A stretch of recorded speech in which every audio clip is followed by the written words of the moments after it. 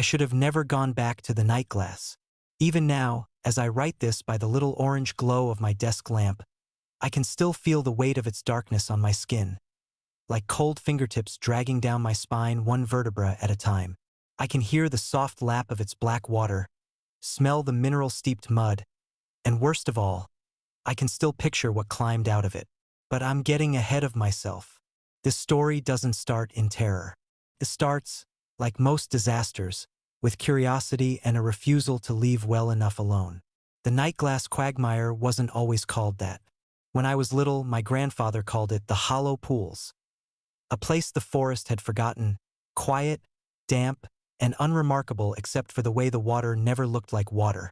Even in bright daylight, the pools were as black and reflective as obsidian, perfectly still even in the wind.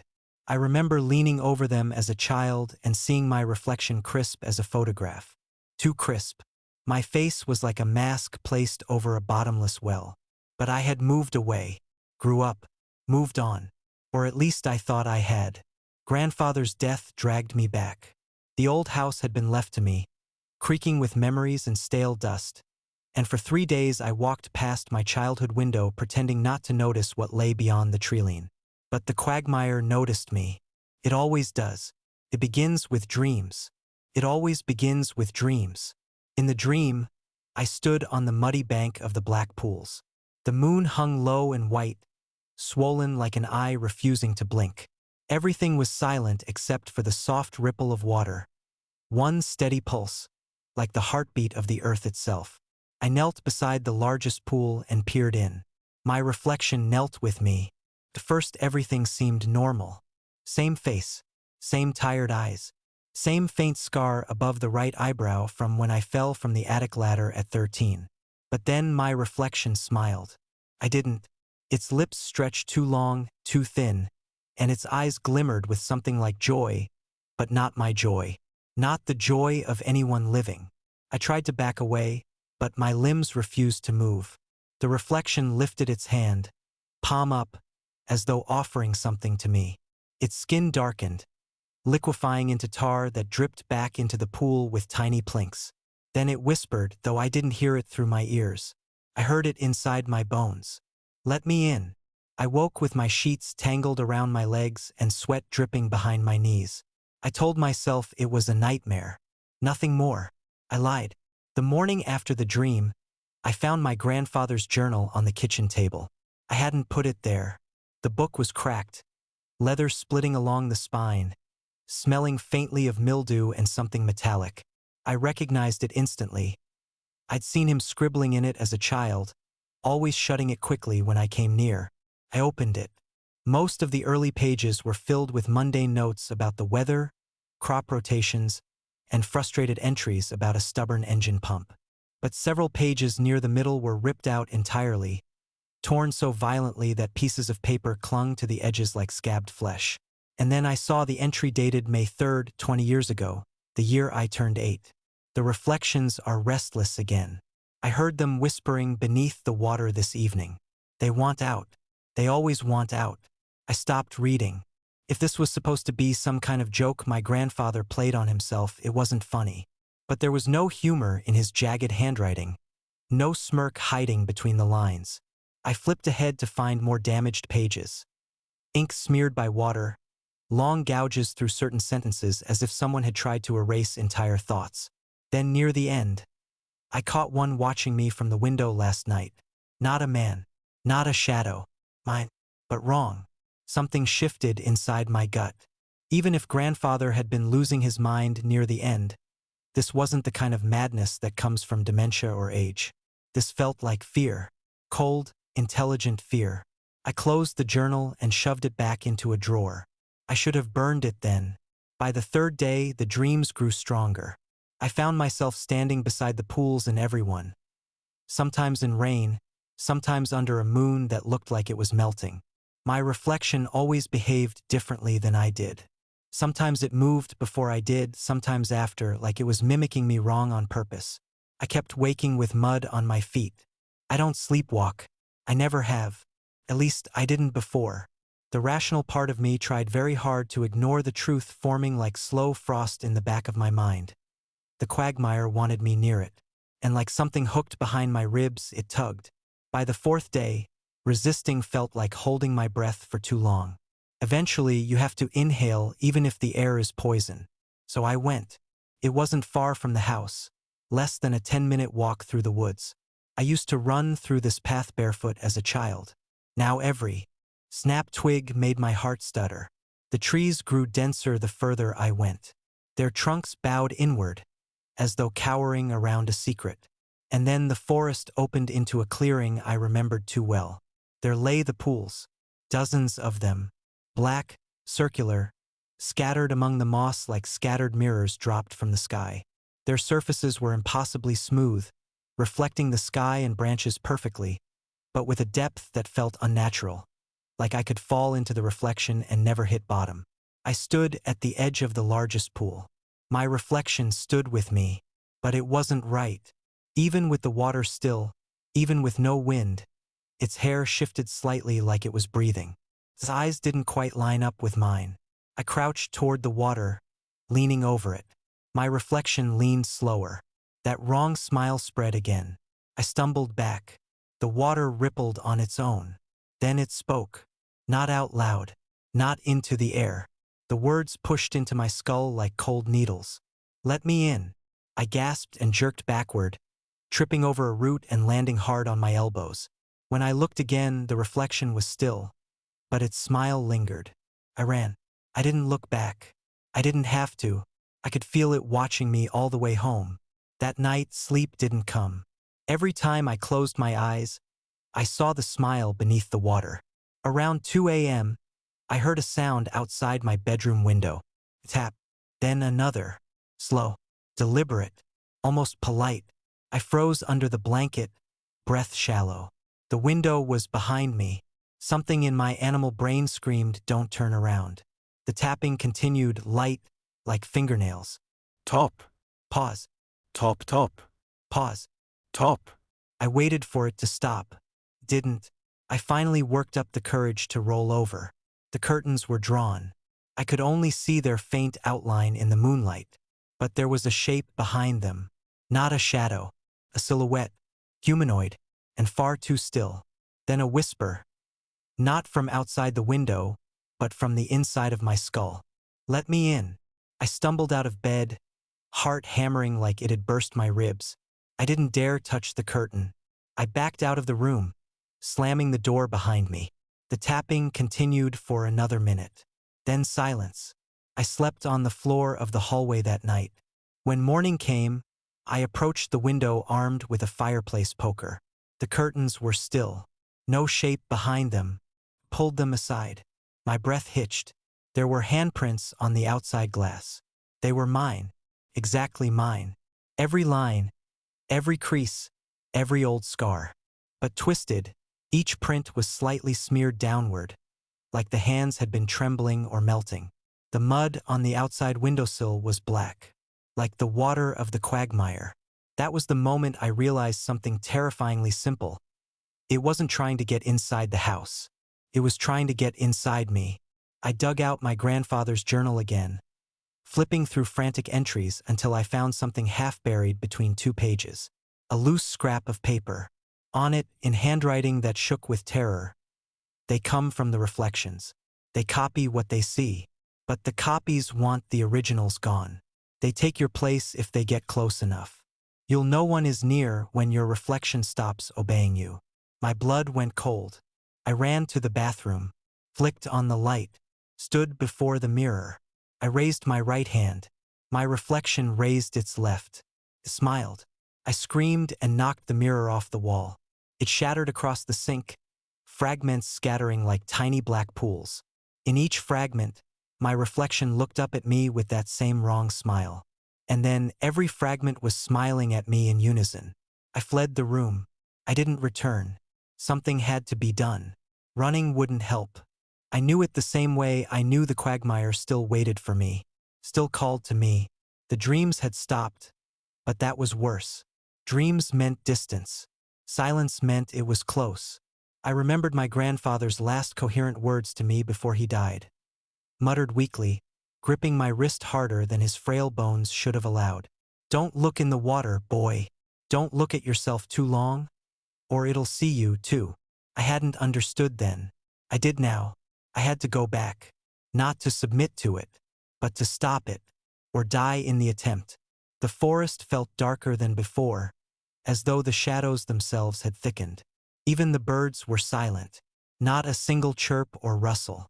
Like the whole forest was holding its breath. When the quagmire came into view, something inside me twisted. Not fear.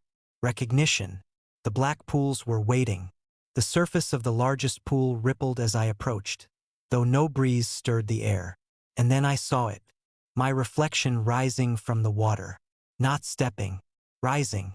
As though the water formed around it, birthing it whole. The figure climbed onto the mud with slow, deliberate movements. It was me, but not. Its skin was too smooth, too pale, its eyes too dark. Water dripped from it, black as ink. Its mouth, stretched into that familiar wrong smile, spoke aloud this time in my exact voice. Let me in. The air around me thickened like tar. My lungs seized. My legs wouldn't move. Step toward me. And that is when I realized something even more horrifying. It didn't want to kill me. It wanted to wear me. I couldn't move. My body had become a statue, frozen by terror or by something else. Some invisible pressure radiating from the thing in front of me. The imitation of me, the warped echo of my face, took a slow step forward. Everything about its movement was wrong. Too fluid, too smooth, like its joints weren't bones at all but pliable clay bending under a puppeteer's grip. Don't, I choked out, though the word felt thin, pathetic. Stay back. His head tilted, not a curious tilt, but an assessing one. Predator cataloging its prey. I'm only here, it said, to take what you don't appreciate. Its voice, my voice, perfectly replicated except for an undertone like something slithering across cold stone. I tried to force my legs to move, backward, sideways, anywhere, but they wouldn't obey. Something held me in place, something more than fear. It closed the remaining distance between us. I wanted to scream, to run, to fight, but instead a numb heaviness dragged at my limbs. My hands felt like they belonged to someone else. My ribs tightened as if someone had looped thick rope around them and pulled until the breath was squeezed out. The doppelgänger reached out. His fingers brushed my cheek. As cold. Instantly I felt something, like a tug inside my skull, a slow suction pulling at my identity. I saw flashes inside my mind, as though glimpsed through frosted glass. Me sleeping. Me laughing. Me bleeding from a scraped knee at age 9. Me standing in this exact forest once, years ago, watching something in the water. No, that memory wasn't mine. My thoughts snapped back like a whip being yanked. I stumbled a step backward. The creature's expression twitched. Anger? Frustration? It was unsettling how human it almost looked when it emoted. You resist, it said softly. But you can't resist forever. You're fragile. I'm not. I turned to flee, but the roots beneath my feet twisted like snakes, tripping me. I fell hard, my palms slapping the mud. When I looked up, it stood over me. Let me in. The words cracked through the still air like a command. And my own voice, my real voice, answered instinctively. No. Something shifted then. In the air. In the mud. In the water. It recoiled slightly, head jerking a fraction. Not in fear. In surprise. It hadn't expected me to fight. The invisible pressure pinning me faded just enough for me to scramble backward. I crawled until my back hit a tree trunk. My breath tore through my throat in ragged gasps. The doppelganger stepped toward me once, twice, and then stopped. It tilted its head again, listening to something I couldn't hear. Water rippled. All the pools. Every single one. A sound low, rumbling, like a distant growl, rolled from the depths. The creature's expression changed. Annoyance, impatience, obedience. It stepped back. Then slowly, it walked into the water. Backward, never turning its gaze from mine. Like it didn't trust me enough to take its eyes off me for even a second. The water swallowed it silently. And just like that, it was gone. The forest didn't feel like a forest anymore. Felt like a throat, and I was inside it. Everything was too still, too breathless, as if the trees themselves were waiting for something. Watching, listening. I stood and brushed the mud from my hands. Black mud that seemed to cling too tightly, staining my skin like ink. I wiped it off on my jeans, but even then the faint darkness lingered beneath my fingernails. That was when the whisper came. Not from behind me, not from the side, but from underneath me. Soon, I bolted. Branches lashed my arms, leaves slapped my face, and fallen logs threatened to twist my ankles. I didn't care. I just ran. I didn't stop until I burst through the tree-line and into the open field behind my grandfather's house. The house loomed like a wounded animal, familiar but unsafe. When I reached the back door, I slammed it shut and locked it, though I knew locks meant nothing to the thing in the water. Inside, the silence closed in around me like a fist. I didn't go near any windows. Not yet. I needed answers. Real ones. Not scraps of warnings. Not torn journal pages written by a dying man. I needed to know what this thing was, how long it had been here, and how the hell to stop it. I tore through the house like a madman. Drawers, cabinets, his old desk, even the floorboards under his bed. I found pieces, clues, fragments of a puzzle I didn't want to solve. Old sketches, human-like shapes emerging from pools, their faces blurred or smeared, as if the pencil refused to capture them clearly. Notes, warnings, theories, questions. One line repeated across different pages in different ink, different sizes, different pressure. They watch from below. They want to be above. The water is their door. On a folded scrap of paper, barely legible. Once one sees you, the others know you. They learn you. They want to be you.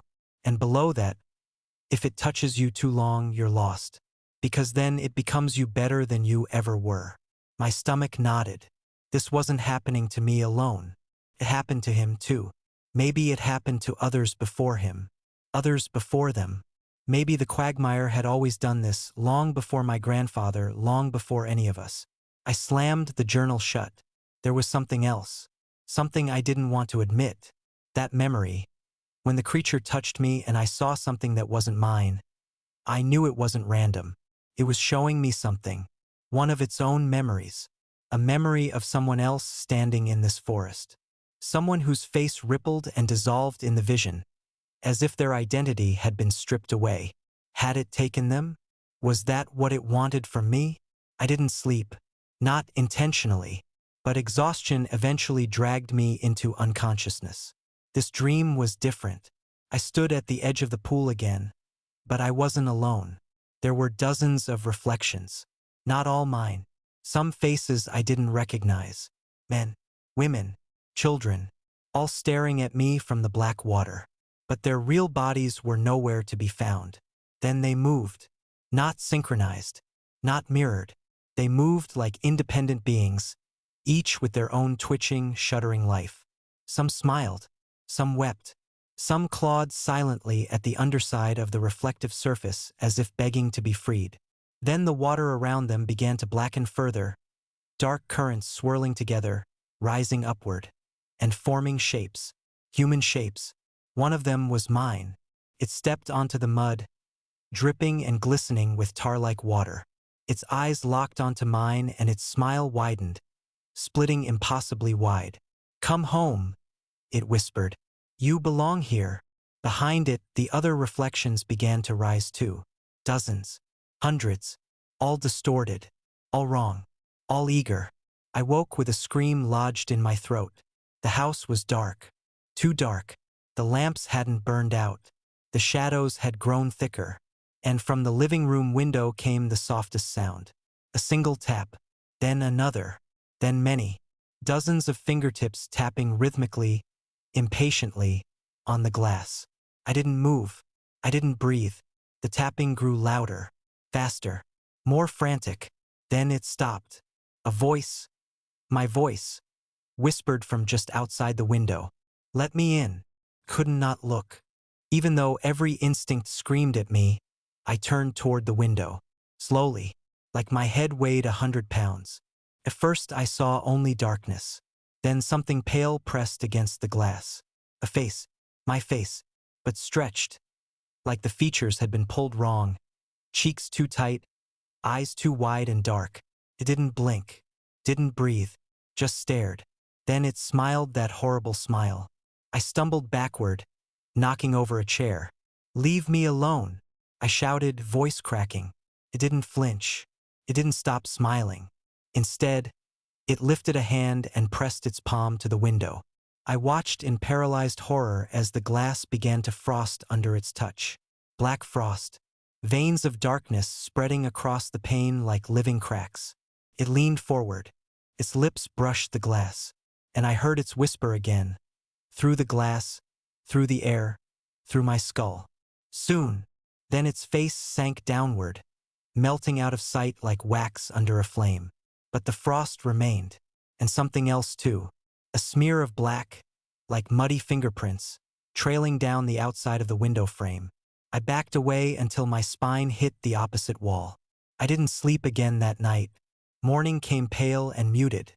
I found myself staring at the muddy footprints on the porch. Footprints identical to mine. It hadn't come alone.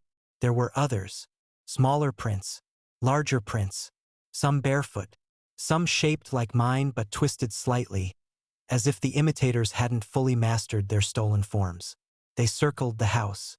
They watched me all night, waiting for something, waiting for me to weaken, waiting for an opportunity. That's when a horrifying truth clicked into place. My reflection wasn't the only one that wanted out. All of them did, and once one climbed free, it called the others. My doppelgänger had marked me, identified me, bound me. Now every reflection in the quagmire knew my face, knew my voice, knew my life, knew I was vulnerable, and they wanted it. All of it. I couldn't stay in the house. Not anymore. Every window was a weakness. Every mirror, even the faint reflection on the microwave door, felt like a doorway waiting to be forced open from the other side. I grabbed what supplies I could. Flashlight, rope, a hunting knife, waterproof boots, my grandfather's journal, a flask of whiskey I never drink, but felt like I'd need. There was only one option left. The only way to end this. I had to destroy the pools. All of them. Or die trying. I stepped onto the porch, heart slamming against my ribs. The forest waited. The quagmire waited. And somewhere in that black water, something wearing my face smiled. The forest didn't look the same anymore. Maybe it never had. Maybe I'd just never seen it without the comforting illusion of childhood innocence. But now, as I stepped into the tree-line with trembling hands and a pack slung across my shoulder, I felt watched by every inch of bark, every leaf, every shadow. Branches overhead knitted together like a cage. The deeper I went, the thicker the air became, humid, warm, almost breath-like. Morning sunlight tried to filter through the canopy, but the beams reached the ground weak and sick, tinted green and gray. I followed the path I had taken as a boy, but something was different. The deeper I walked, the more the forest felt shifted. Trees that should have been straight leaned at strange angles, their roots curling above the soil like claws. Moss grew in shapes that resembled smeared faces if I stared too long. The air smelled like wet stone and old, stagnant breath. And the silence, God, the silence was suffocating. Even in the deepest forest there should be insects, bird calls, the scurry of small animals.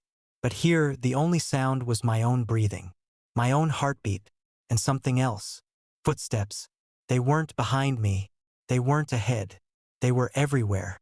Soft, barefoot, almost cautious, like the forest itself was pacing around me. I stopped walking. The footsteps stopped too. I felt cold prickles rise along my arms. "Show yourself," I whispered, my voice embarrassingly small in the vast stillness. Nothing moved, but the forest was listening. I took another step. The footsteps resumed, but this time they didn't match mine. They were slightly delayed, slightly offbeat. And some were closer, much closer. I didn't dare look over my shoulder. I didn't dare turn back. I kept walking, faster now, boots thudding against the damp earth. The footsteps followed, matched my pace. I broke into a run. They ran too. I didn't remember running this path being so long. A child's memory shrinks distance. Fear stretches it like skin over bone. The forest blurred past me. Dark trunks, tangled roots, flashes of my own panicked breath. Behind me, multiple sets of footsteps slapped the ground. Too many. They weren't trying to be stealthy anymore. They wanted me to know they were there. They wanted me afraid. They fed on it. Something whispered from the treetops. A voice like wind over glass. A voice that sounded like mine. You can't run from what you are. I shoved through a curtain of branches, ignoring the scratches they traced across my cheeks. A dark shape flickered in the corner of my eye. Something pale crouched behind a tree, waiting.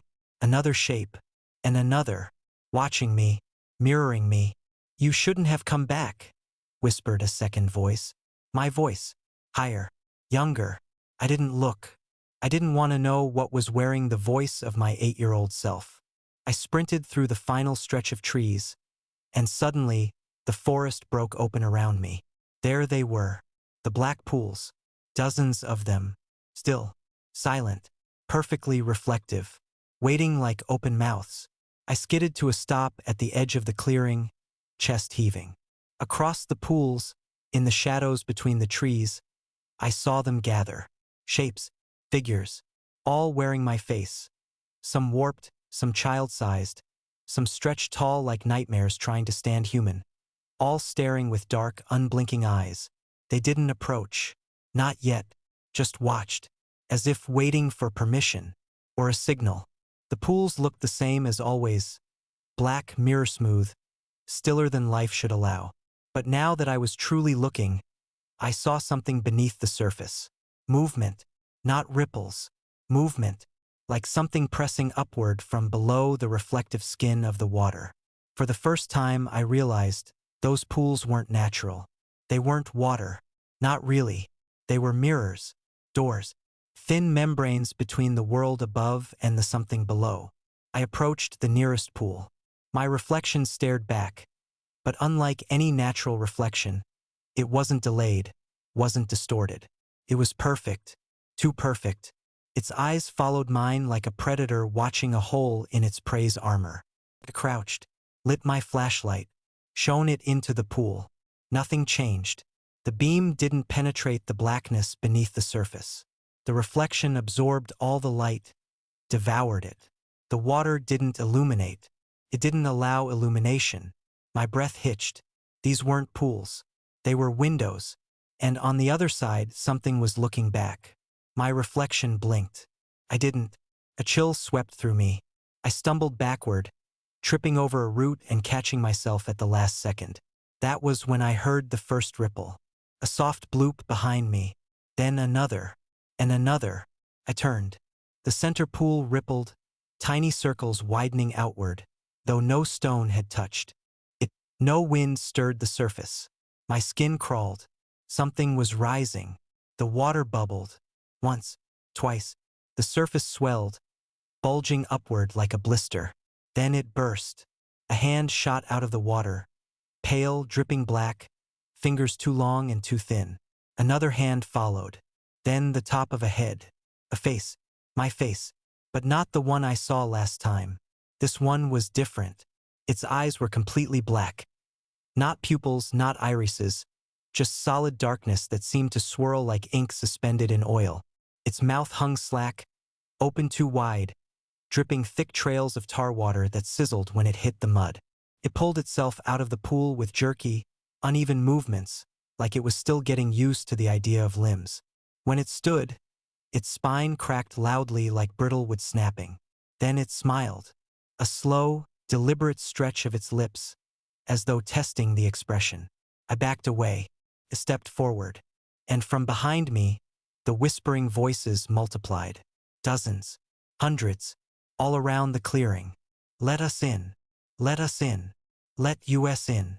My heart hammered so violently I thought it might burst. I clutched the knife at my belt, useless as it probably was. My hand trembled uncontrollably. The creature, my newest reflection, tilted its head in a disturbingly childlike manner. "You're cracking," it said with my voice, though its mouth hardly moved. "The more afraid you are, the thinner you become." "I'm not thin," I spat. "I'm real." Its grin widened. "No, you're temporary." My breath caught in my throat. Temporary? Took another step. And with that one motion, something inside the quagmire shifted. Every pool began to stir. Slow, rising ripples. Dozens of reflections moving beneath the surface. They were coming. Not later. Not tonight. Now, I wasn't prepared. Not truly. Not mentally. Not physically. Not spiritually. But survival doesn't care about preparation. Cares about movement. "Stay back," I shouted. The creature laughed. I lunged at it. Knife raised, heart in my throat, terror driving every muscle. The blade sliced into its shoulder. The wound didn't bleed. Instead, black liquid oozed out, thick as paint. The creature looked down at the wound with curiosity, then up at me. "You can't kill what hasn't lived yet," it whispered, and it moved, fast, faster than anything human. His hand wrapped around my wrist, icy and crushing. I screamed as pain shot through my arm. The knife clattered to the mud. His grip tightened. My bones creaked. "Let me in," it whispered again. I used my free hand to shove at its chest. My palm sank in. His body wasn't solid. It gave beneath my touch like wet clay, like packed soil, like a grave. His face twitched in irritation. But the shove made it slip half an inch. Enough for me to wrench my arm free and scramble backward. I grabbed the knife, stumbled upright, tilted its head again, studying me. "Why do you fight? You're tired."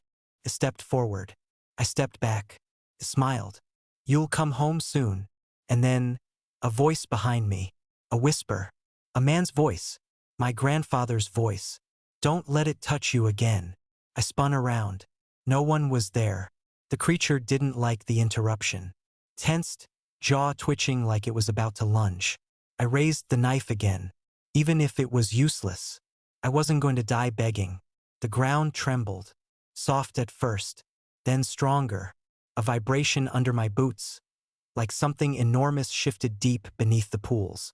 The black waters churned violently, every surface quivering like disturbed skin. Something bigger than the copies was moving below. The creature's smile faded. Its black eyes widened a fraction. It looked at the center pool, then at me. "No," it whispered, not to me, but to something rising. For the first time since this nightmare began. It looked afraid. The tremor intensified, mud shaking loose around the edges of the water. Cracks split the surface, and a deep sound rose from below. The groan of stone grinding, the rumble of a subterranean throat preparing to speak. Or open. The creature grabbed my shirt, yanking me close.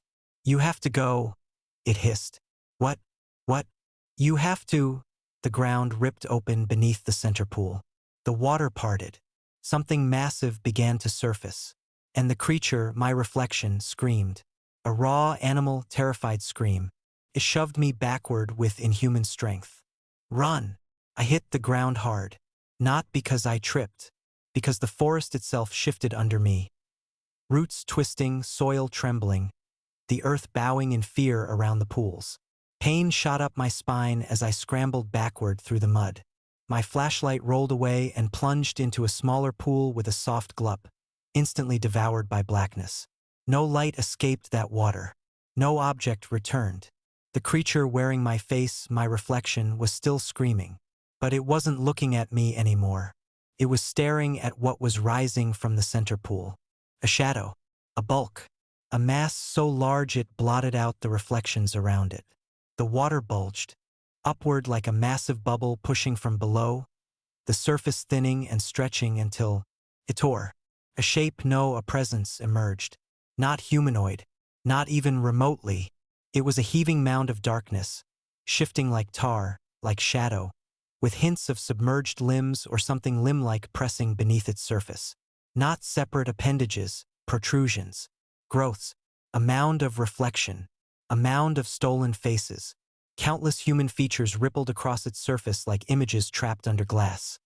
Eyes opening and closing, mouths gasping silently, noses and cheeks pushing outward then sinking again. Some faces I recognized. Old faces. People from town I hadn't seen in years. My grandfather. A neighbor from when I was 8. A little girl I vaguely remembered in a pink jacket. They surfaced through the black mass and vanished again. Caught. Trapped. Absorbed. Forgotten. This thing fed on identity. Maybe it was identity. My chest tightened until I could barely breathe. A scream clawed at my throat but didn't escape. Beside me, my doppelganger trembled. Its limbs flickered, literally flickered, like a candle flame in too much wind. His voice came out cracked. It woke. It woke for you. For me. I stammered, barely recognizing my own voice. It nodded, its features warping with fear. You are the first it has wanted in a long time. You are clear. Clear? What the hell did that mean? But there was no time to ask. The heaving mass emitted a sound. A low, resonant groan that vibrated through my bones. Not like something calling out. More like something inhaling. The pools around it responded. Every surface rippled outward, pulsing in unison with the creature's breath. For a moment all the reflections, every mirrored version of me, every warped face, stood perfectly still, staring not at me, but at it, as if awaiting orders. The world narrowed down to 3 truths. 1. The quagmire wasn't a collection of pools. 2. It was a single living thing. 3. And I was the meal it had been preparing. My reflection, the one that had nearly replaced me, nearly hollowed me out, stumbled backward, limbs glitching and shaking. Go, it rasped. It will take you. It will keep you forever. It grabbed my arm, not with force this time, but desperation. You don't understand, it said, voice trembling. We are copies, shadows, but it is the original. What the hell does that mean? I whispered, though my voice shook too much to be firm. His black eyes met mine, and in that moment, for the first time, I saw something in it besides hunger or malice. Fear. Pure primal fear. It made us, it said softly. We belong to it. But you. It grabbed both my shoulders, fingers sinking slightly into my skin like soft clay. You are unmade. My heart stuttered. Unmade. You are not claimed yet, it said. Your reflection is not broken. Your identity is whole. That is why it wants you. I wanted to run. I wanted to scream. I wanted to wake up. But the ground shuddered again, snapping the moment into chaos. The massive tar-like creature fully surfaced. And for a split second, just long enough for my mind to bend around the impossible, I saw its true form. It wasn't a monster. It was negative space, an absence, a hollow, a hole in reality shaped like intention, like hunger. My reflection whispered, it wants to fill itself with you, and then everything exploded. The ground beneath me jolted as the creature exhaled. A wave of black water surged outward from the central pool, roaring like a flood. I barely had time to brace. The wave hit with the force of a body slam from something enormous. It swept me off my feet, flinging me backward across the clearing. My shoulder cracked against a tree trunk. Pain exploded down my back. The world spun. I heard splashing, screeching, inhuman voices shrieking in various pitches. My voice, all my voice. The reflections were panicking. They scattered like insects. Some tried to run. Others dove back into the smaller pools. A few simply dissolved into mist. Whatever this thing was, even they feared it. I tried to stand. My legs betrayed me. Another wave rippled across the clearing, this time more controlled, more deliberate, and the entity turned toward me. Not physically. The water did. The blackness in every pool tilted, angled, focused like hundreds of dark irises locking onto a target. Me. I gagged on terror, breath catching in my throat. No. Y whisperat. Not like this. The black water surged again, smaller tendrils reaching across the mud toward me like seeking fingers. I rolled to the side, narrowly avoiding the first tendril. It slapped the ground beside me, hissing like acid. My arm brushed it. A sharp burn seared my skin. I screamed, not in pain, in violation. For an instant, less than a heartbeat, I felt it, a pulling, a force sliding into my mind, scraping at the edges of my identity like someone prying beneath fingernails. It wanted my name, my memories, my shape, my place, and I had almost given it everything. I scrambled away, clutching my arm, tears blurring my vision. The burn mark wasn't a burn. It was a handprint, a perfect, black, reflective handprint, staining me, claiming me. My doppelganger suddenly reappeared beside me, its form trembling, glitching like a figure caught between frames of reality. It grabbed my elbow. I flinched, expecting cold, but its touch was warm. How? I croaked. I am breaking, it whispered, jaw twitching, splitting. The more it rises, the more we all unravel. The skin flickered between pale and tar black. Its hair stuttered between wet and dry. Its eyes shifted between hollow and human. It looked at me with genuine desperation. You must not let it brand you again, it said. One touch more and you will belong to it. One more, and you will not return to yourself. The tendrils writhed across the clearing, seeking us. I forced myself upright. The pain in my arm was unbearable, throbbing like an open wound inside my skull. How do I stop it? I gasped. My reflection shook its head violently. You can't stop it. Then how do I survive? It hesitated. The creature behind us loomed larger, rising like a tidal wave preparing to collapse. Finally, my reflection answered, You break the mirror. What mirror? Pointed at the pools. All of them. How? There are dozens. I will help, it said. My blood ran cold. Why? I whispered. You were supposed to be mine, it said quietly. My life, my place. But if it takes you, there will be no me to replace you. It eats us too. It looked toward the massive creature. And I do not wish to be eaten. The entity's bulk convulsed. A new mass pushed from its center. A maw-like opening widening, stretching, tearing the reflective surface of its body. And from within that opening came noise. Not sound. Noise. A static roar that scraped against my thoughts. A sound like my voice recorded wrong, layered 1,000 times, screaming backward. My reflection flinched violently. It has noticed you. I backed away, stumbling over a root. The entity lifted itself higher, if lifting was even the right term. It had no limbs, no skeleton, no shape that obeyed physical laws. It simply rose, a giant, heaving mirror of suffering. Its mass hung suspended above the central pool, dripping black sludge. Then it surged forward. A tidal wave of black water collapsed toward us. As it came, faces surfaced along its front.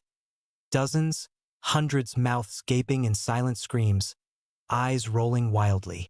The reflections in the trees screamed in response. Run! My doppelganger shouted. I didn't need to be told twice. We sprinted toward the treeline, but the ground erupted behind us as another tendril burst forth, slamming between us and the forest. No escape! The entity roared, without speaking, without sound.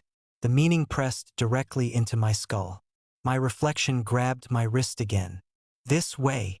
It pulled me toward the far side of the clearing, toward the thickest concentration of pools. You said to break them, I shouted as I ran. Yes, it said, but not individually. Then how? His head flickered, half my face, half featureless smoothness. By breaking the connection. Its conduit, its anchor. We reached a pool deeper, darker, wider than the others. The one closest to the tree where I had fallen earlier. The water there didn't ripple, pulsed. This is the first pool, it said. The oldest one. The one that created the rest. I stared at its perfect surface. My reflection stared back. But not the one standing beside me. Another one. One still inside. The smile was so wide it split its cheeks. What do we do? I whispered. My doppelganger answered. We go in. The surface of the oldest pool was unlike the others. Not just black, not just reflective. It was alive, pulsating slowly, like a heartbeat beneath glass.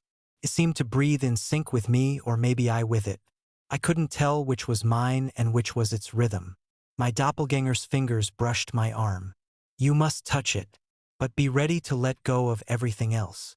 Everything else? I whispered. My voice sounded like it belonged to someone else, echoing slightly, distorted. Yes, identity, memory, fear, doubt. You must give it all, but only enough to see.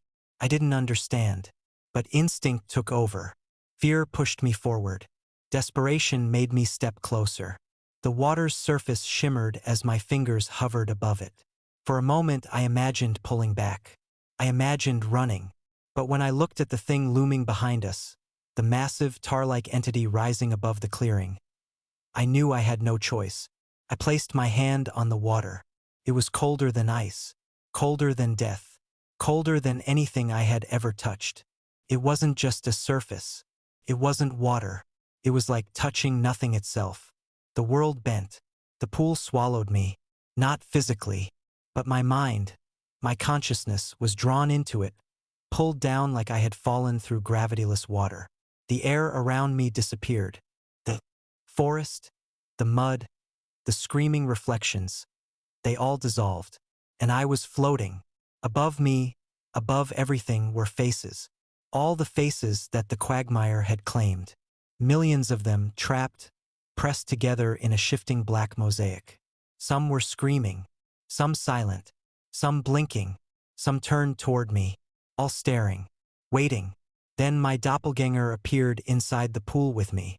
Its body flickered in and out like a broken projection. You have to see it, it said, voice layered over mine, distorted, doubled. See how it feeds. See why it is. I looked deeper. The black mass beneath the faces shifted. Streams of black water moved like veins. They weren't random. They were organized, pulsing in a rhythm that mimicked a heart or a brain. And at the center, something moved differently. A void. Not just darkness, but absence. A pocket where the black water recoiled, leaving a smooth, mirror-like surface, perfectly reflective, perfectly still. It wasn't just the center of the pool. It was the center of the Quagmire itself. This is its anchor, my doppelganger whispered. Destroy it, break it, sever it from the rest.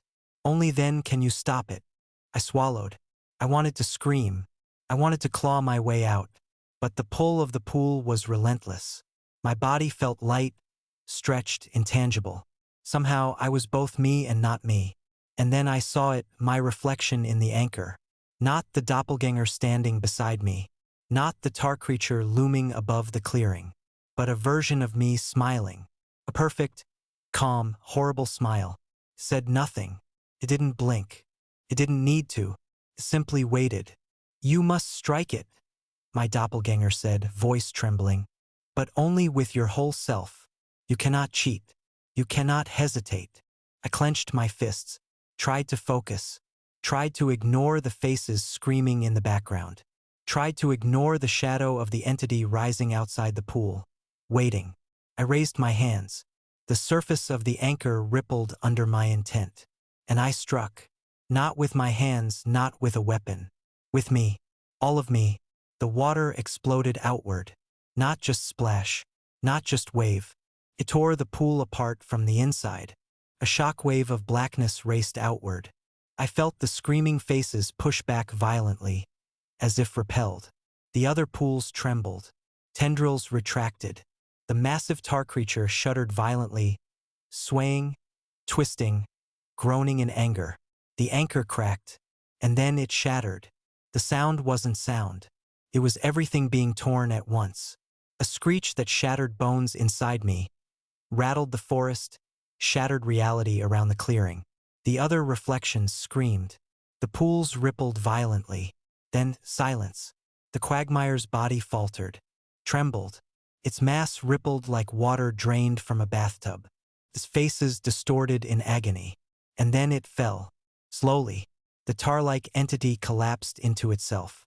Its surface liquefied, bubbling, and then drew into the pool's center, the one I had broken, until it vanished entirely. The blackness didn't disappear completely, but it thinned. The faces pressed to the surface were no longer trapped. They blinked, looked around, then slowly faded, dissipating like mist in sunlight. I collapsed onto the forest floor, trembling. Mud caked my clothes. My arm burned where the first tendril had touched me. But I was alive. For now. The clearing was quiet. Too quiet. The pools were still. Still black. Still reflective. But calmer. Less hungry. Less alive. My doppelgänger crouched beside me, body flickering, eyes meeting mine. "You did it," it whispered. "You broke the anchor." I nodded, exhausted, unable to speak. "You are free," it said. "But so am I?" I didn't understand. "Because I am not real," it said softly. "I am a reflection, a shadow of what you were. But now, you have released me from it." Its features began to blur, slowly, fading, dissolving into the mist over the pools. I wanted to reach for it, to stop it, to hold on to something familiar, but it was gone. And for the first time since entering the Nightglass Quagmire, I felt alone. I didn't want to look back. The forest was the same, yet different. Trees straightened, roots sank back into the soil. The ground no longer trembled. But I knew the quagmire hadn't disappeared entirely. It had only been wounded, resting, waiting. I stumbled along the path, boots squelching in mud, body aching. My arm burned. My chest ached from screaming. My mind felt like it had been stretched thin. But I moved. One step, then another. I passed the smaller pools. They were calm. Clear reflections stared back at me, but none moved. None reached for me. I passed the trees. Shadows still lingered, twisted shapes that reminded me of faces once trapped. But they didn't follow. The clearing faded behind me. The forest began to look like forest again. And yet, I knew it would never feel safe. Because somewhere, beneath the surface, the Nightglass Quagmire waited. And it remembered my face. I finally emerged onto the old trail, leading back to the road. My lungs burned. My legs shook. My hands were cut and caked with mud. I looked back once. The treeline was calm, peaceful, almost inviting, but I could hear it in my head. The whispering voices, the doppelgängers warning. "It will wake again. It will want you." I swallowed hard.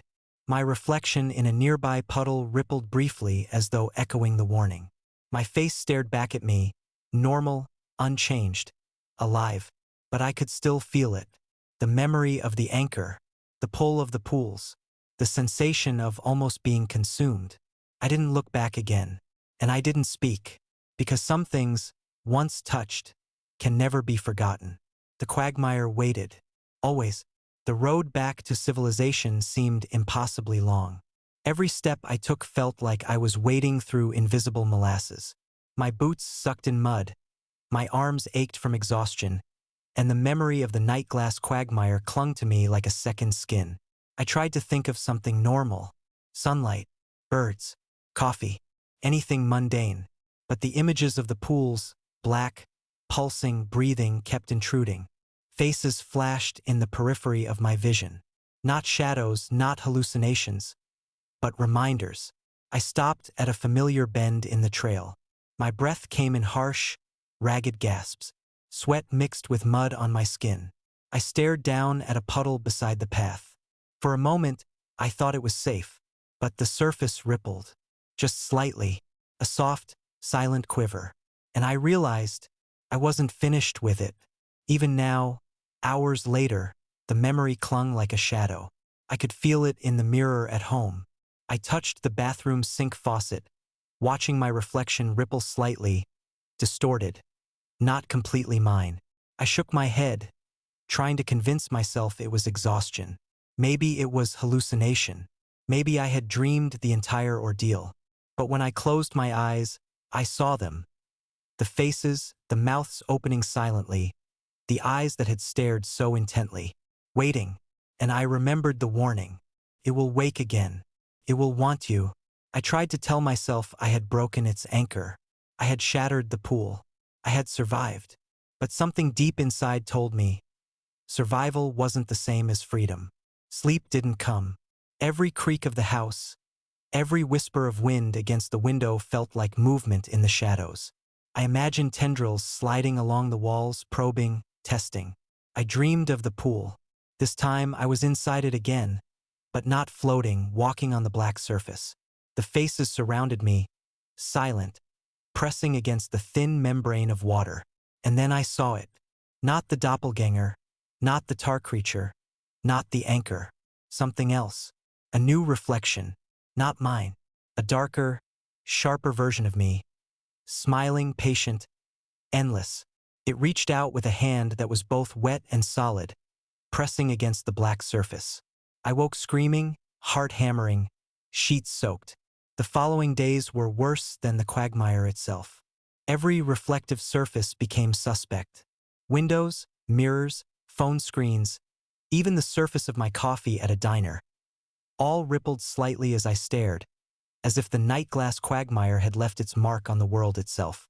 I avoided them, covered mirrors, walked past puddles, but the feeling of being watched never left. Then I noticed small things. A shadow that didn't match its source. A reflection lingering just a fraction of a second longer than it should. Faces in the background of photographs I hadn't taken. And always that sense of presence, patient, waiting, hungry. I went back to the town library. I needed answers. Old newspaper clippings, town records, and whispered local legends hinted at the quagmire's history. It wasn't new.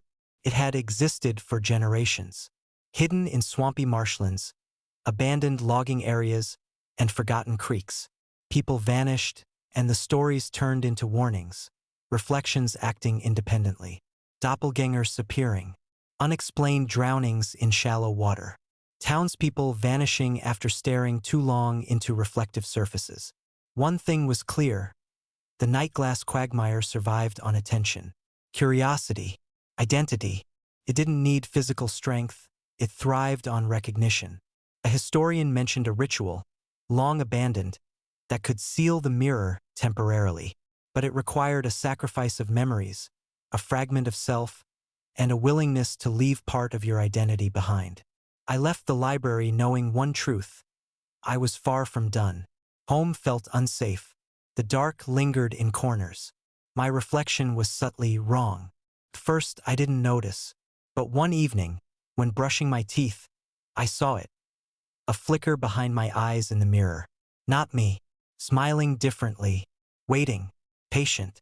I touched the mirror. A ripple ran through it, and for an instant, I saw the black water of the quagmire. I yanked my hand away. The reflection mimicked me, perfectly, but the eyes, just for a second, held a hunger that wasn't mine. I realized then, breaking the anchor had not destroyed it. It had only weakened it. And now it was learning. Sleep brought no relief. Each night I fell into the black water again. This time the quagmire spoke. Not words, but thoughts. Directly into my mind. I know you. I want you. You belong. I woke screaming. My arm burned where the first tendril had touched me. The black handprint had never faded completely. Every day it grew warmer, pulled slightly toward my body, toward my consciousness. I realized with horror, it wasn't just a place. It was inside me now. A seed, a pulse, a hunger waiting to grow. I began noticing changes in the townspeople. Neighbors glanced at me oddly. Strangers on the street lingered just a second too long. Friends seemed hollow. Eyes too bright, smiles too wide, movements slightly unnatural. Then I realized the quagmire wasn't just a location. It spread, slowly, subtly, through reflection, through curiosity, through recognition. Every mirror, every shiny surface, every I could become a conduit. I could see it in the corner of my vision. A shimmer, like black water pooling under the real world, waiting for a mistake. I awoke one night to a soft whisper in my apartment. Not from outside, not from the street, from the mirror in my bedroom. Hello. I froze. Do you remember me? It was my reflection. But not me. The smile was wider, his eyes darker, his presence heavier. I survived. I whispered. Did you? It said. His voice was my own but not. Layered, distorted, waiting. I realized it had learned to reach me here, to follow me out. And I understood the truth. Breaking the anchor had not ended it. It had simply begun a new phase. I stopped sleeping on my bed. I moved to the floor. I covered mirrors, windows, anything reflective. But still I felt it watching. Not outside, not in the shadows. Inside me, in my thoughts. Even a stainless steel spoon in the kitchen made me flinch. At the diner, I barely looked at the coffee's surface. At work, I avoided glass doors, reflective office partitions. Everywhere I went, the world had turned into a potential doorway. And I was terrified, because I knew, deep down, that the quagmire had already begun mapping my life. My routines, my habits, waiting for the perfect moment to strike. Started small. My cat, a gray tabby named Marbles, vanished. I searched the apartment, the streets, the alleys nearby. Nothing. I blamed myself. Maybe she ran off. Maybe I left a door open. But then I saw it. A reflection in the tiny puddle in the bathroom sink. It wasn't Marbles. Not entirely. A blackened, tar-like silhouette slinking just beneath the surface. The eyes so familiar. Waiting. I screamed. The reflection vanished. Marbles never came back. I understood then, the quagmire didn't just want humans. It wanted life, movement, recognition, all of it to fuel its existence. I began keeping a journal, noting every anomaly. Faces in reflections that shouldn't exist. Shadows that moved independently. Objects slowly shifting positions. Unexplainable wet footprints in places that were dry.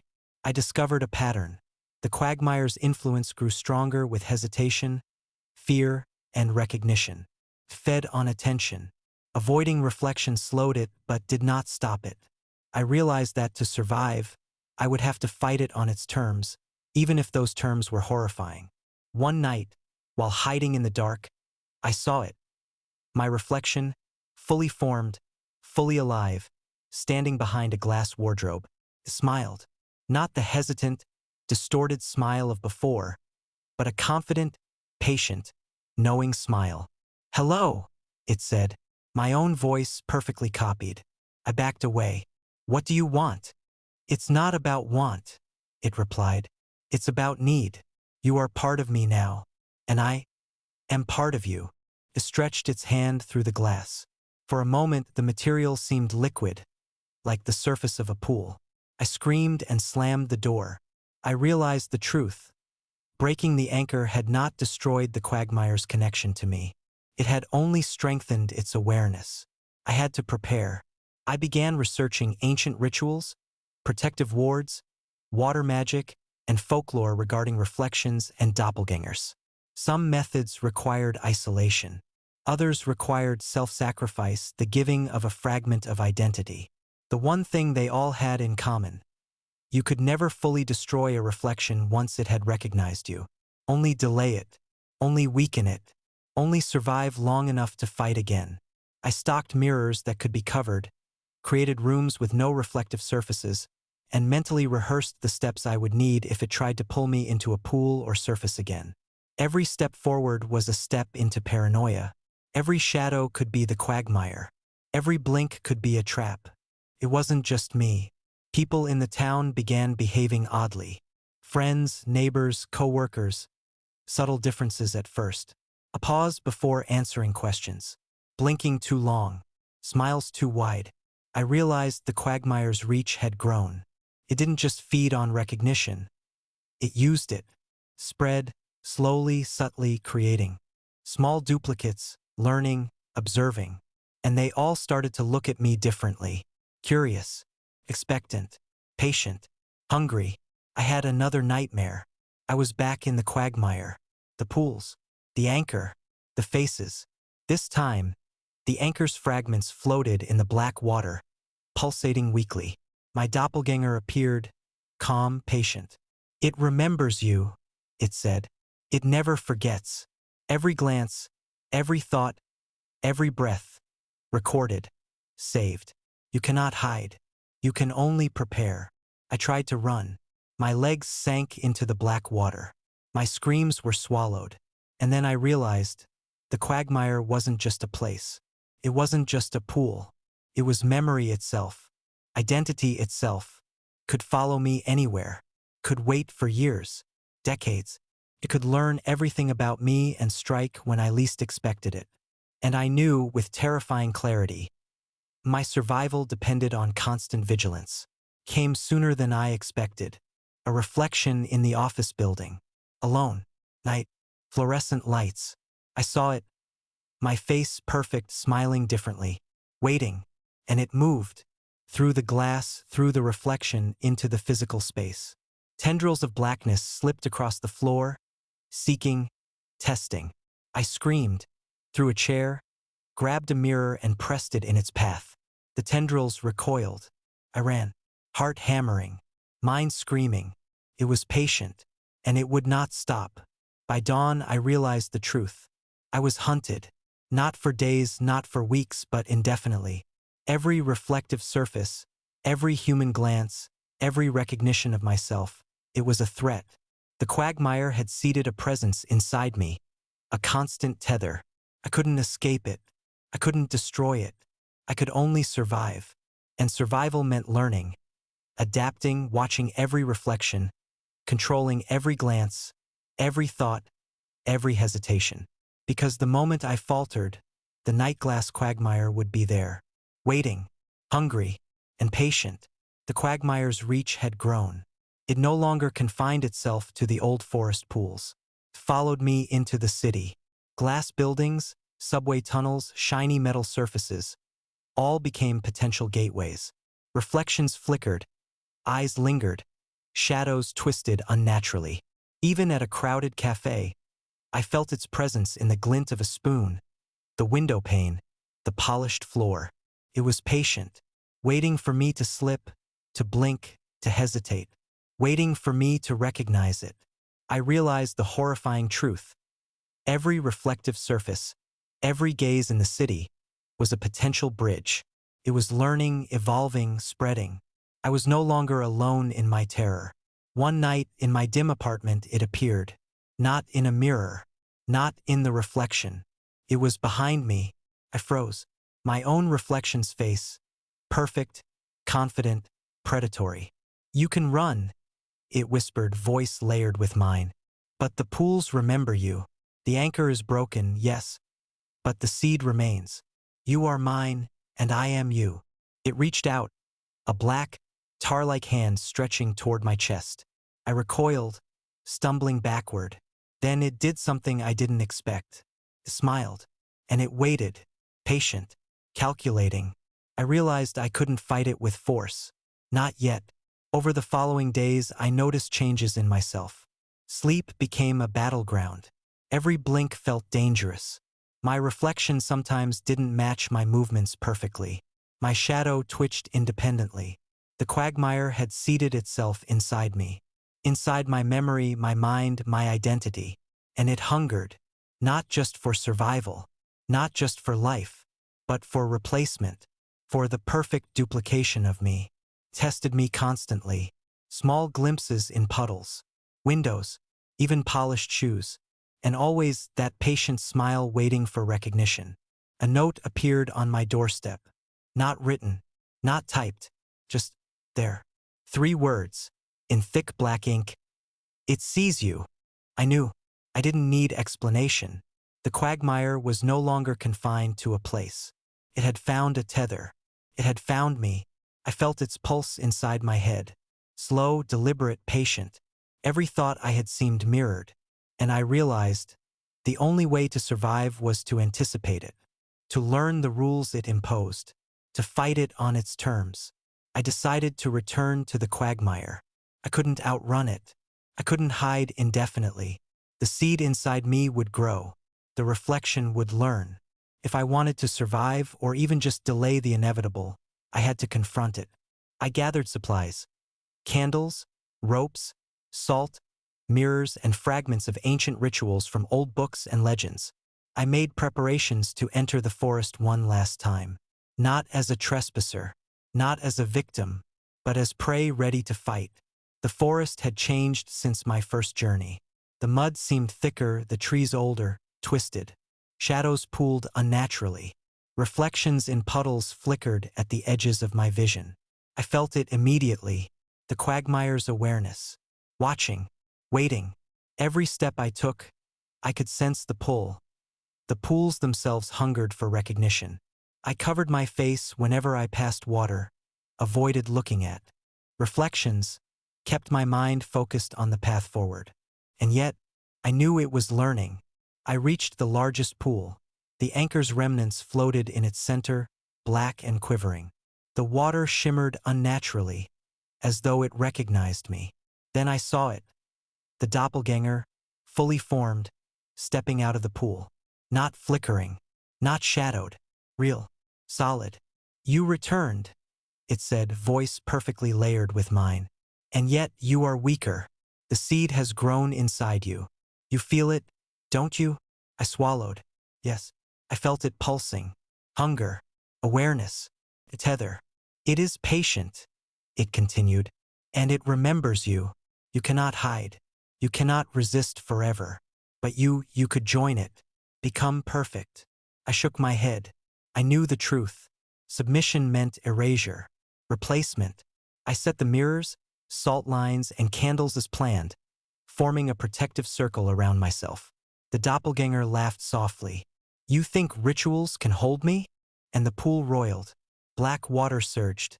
Faces of the trapped flashed briefly, screaming silently, pressing against the surface. Tendrils of shadow snaked toward me, testing. I tightened my grip on a mirror, reflecting one tendril back toward the pool. It recoiled, writhing. I realized the quagmire had grown cunning. It didn't strike directly, it tested, learned, manipulated, tried to break me psychologically before the physical attack. And I understood. I had to fight not just with objects, but with mind and will. Hours passed. The battle wasn't violent in the usual sense. It was mental, spiritual. I kept focus, blocking recognition, refusing to blink at the reflections, keeping my own identity distinct. The doppelganger tried to tempt me, showed me visions of perfect life, perfect recognition, safe existence if I joined it. But I refused. With every refusal, every act of recognition denial, the pool pulsed violently, but slowly weakened. The faces of the trapped seemed to hesitate, their silent screaming less forceful. It was a battle of patience against patience, hunger against will. Finally, as dawn crept into the forest, the anchor's remnants, already cracked, began to collapse fully. The doppelganger screamed, not with a voice, but a sensation. A black wave of hunger and fury rolled outward, then contracted inward. And then it dissipated. Not destroyed, but delayed. Weakened. Fragmented. I collapsed onto the mud, exhausted, shaking, heart pounding. The pools were calm. The faces faded, whispering only in memory. The quagmire's presence still lingered, still tethered to me, but I had survived another day. I staggered out of the forest before the sun was fully risen. The mist hung thick over the trees, and the pools glimmered faintly, black as pitch, but quieter now, almost hesitant. My body ached. My mind reeled. Every fiber of me screamed for relief, for sleep, for escape from the constant weight of knowing the quagmire had seeded something inside me. But as I walked the path back toward civilization, I realized something horrifying. The tether wasn't gone. The doppelganger seed pulsed inside me, quiet, patient, waiting. It would grow. It would learn. It would come for me again. Home never felt safe again. Even though I avoided mirrors, I covered windows, and I refused to look at reflective surfaces, I could feel it. A patient, cold awareness behind the surfaces. One evening, I caught a flicker in the bathroom mirror. Just a flicker. A shadow of movement behind my own reflection. I froze. My pulse raced. The faint, familiar hunger pulsed in my mind. It was testing me, waiting. patient. And I realized the most terrifying truth. I couldn't outrun it. Not here. Not anywhere. The quagmire's influence spread subtly, almost imperceptibly. Street puddles glimmered blackly in the rain, reflecting faces that weren't quite theirs. The faintest shadows stretched just a fraction too long, twitched, or paused too deliberately. Strangers' eyes lingered unnaturally. Smiles held for an imperceptible second too long. I could see it everywhere, like ripples in water, like echoes of recognition. Even in my own reflection, I noticed subtle changes. Tiny micro-expressions that weren't mine. Movements that preceded my own. I understood with chilling clarity. The quagmire had learned patience. It had learned subtlety. Sleep became a dangerous necessity. Every time I closed my eyes, I was pulled back into the black water. I floated, not entirely awake, not entirely asleep. The pools were alive again, faces pressing against the surface. The doppelganger stood at the center, calm, smiling, patient. "I am you," it whispered, "and you are mine. We are inevitable." I tried to resist, tried to fight back, but even in dreams, I felt the tether tighten. The seed inside me pulsed, learning, growing, becoming. When I woke, I found tiny black handprints fading from my arm, like wet ink drying on skin. I started documenting everything. Every reflective surface, every flicker of shadow, every unusual glance. Could feel it monitoring me through mirrors, windows, and even other people's eyes. It had become everywhere, patient, quiet, waiting. I realized the quagmire wasn't just a place anymore. It was a presence, a state of being, a predator that could follow identity, memory, and recognition itself. The world had changed. I had changed, and I knew the tether inside me would never fade completely. I withdrew. Friends, neighbors, colleagues, anyone who might inadvertently glance at me, who might recognize me in some subtle way, I avoided. I moved to a tiny apartment with no mirrors, no polished floors, no reflective surfaces. Even my phone screen was covered. I lived like a shadow, constant vigilance shaping every action. Every step, every blink, every thought was measured. But still, I felt it, patient, waiting, the seed inside me pulsing faintly, an eternal reminder. One rainy evening, a knock on my door. No one should know where I lived. I opened cautiously. A stranger stood there, soaked. But something about the eyes, just a fraction too familiar. A subtle smile, patient, deliberate. "You survived," they said, voice layered with mine. "But the quagmire does not forget." I recoiled. The tether pulsed inside me, resonating. It had reached outward again. Learned, tested, found a new conduit. The realization hit me hard. The quagmire didn't just wait. Spread, evolved, and adapted. And I understood my survival was temporary. I realized I couldn't fight it forever. Not truly. Not completely. The Nightglass Quagmire was eternal. Patient. Adaptive. Hungry. It would follow, wait, and strike in any reflective surface, through anyone's gaze, through the very memory of recognition itself. I could delay it, resist it, survive for days, weeks, maybe years, but I could not destroy it. I accepted that, and with acceptance came clarity. Survival was not about defeating it. It was about awareness, control, vigilance. Every blink, every step, every glance became a battleground. Every reflective surface a potential enemy. The quagmire was not a place. It was not just a pool. It was everywhere. And I would live always aware, always vigilant, always just a fraction ahead of it. Because to forget, to blink, to hesitate would mean replacement. Years passed. The tether pulsed faintly, but persistently. I moved often, changed cities, identities, appearances, always careful, always aware. Occasionally, in a puddle, a window, or a glossy surface, I saw a flicker, a black ripple, a patient smile, a shadow that was mine but not mine. And I remembered the pools, the quagmire, the doppelgängers. It had taught me vigilance, patience, subtlety. And the terrifying truth remained. It would never leave. I could survive it, delay it, but never truly escape it. Because some reflections are eternal. Because some hunger never sleeps. And because the Nightglass Quagmire remembers everything.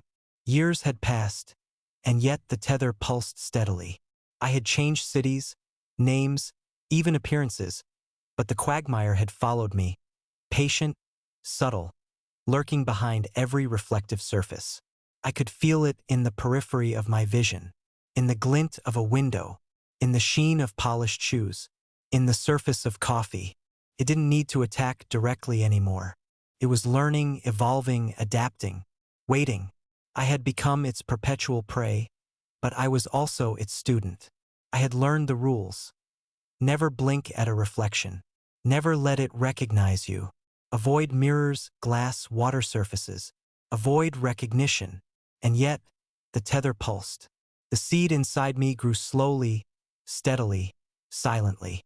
One night, I woke to the faintest whisper. Not from outside. Not from anyone nearby.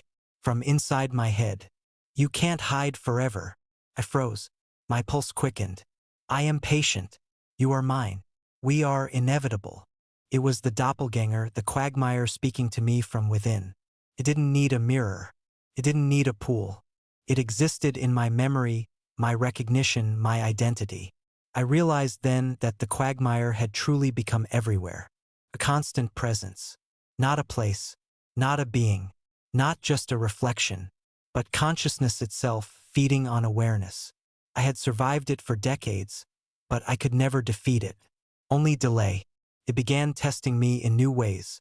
I would glance at a window and see a face that looked exactly like me, smiling patiently. I would hear my own voice speaking when I was alone. Shadows stretched toward me across empty hallways, waiting for recognition, for hesitation. It was subtle. It was insidious. And yet I realized something crucial. It needed me to recognize it. It needed me to see it even unconsciously. Without recognition, its power diminished. For the first time, I began to fight back. Not with mirrors or rituals, but with will. I refused to acknowledge reflections. I refused to accept whispers. I refused to blink at shadows. And for brief moments, I could feel the tether weaken. But the tether never vanished. Inside me, a seed pulsed, a constant reminder that the quagmire was patient, eternal, and insatiable. It wasn't just in reflections anymore. It was in memory, in perception, in thought. Every time I remembered a reflection, it pulsed. Every time I recognized myself, it pulsed.